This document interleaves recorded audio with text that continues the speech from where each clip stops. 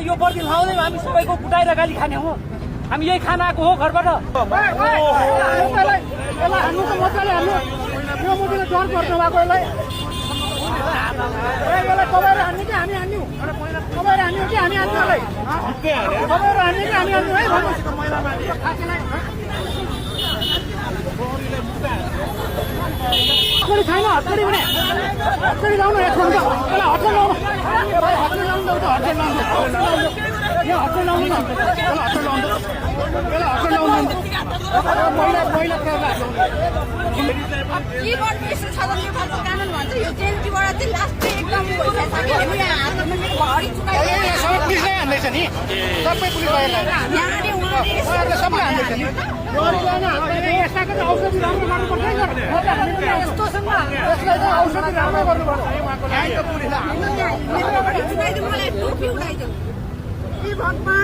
चेकिङको क्रममा हो।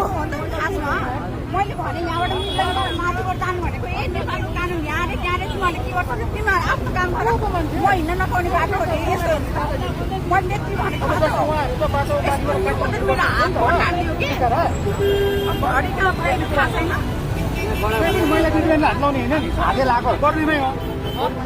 हाम्रो पनि यो गर्दीभित्र हामी पनि केही मानव हो कि होइन, तर हामी जनतैबाट सुरक्षित छौँ।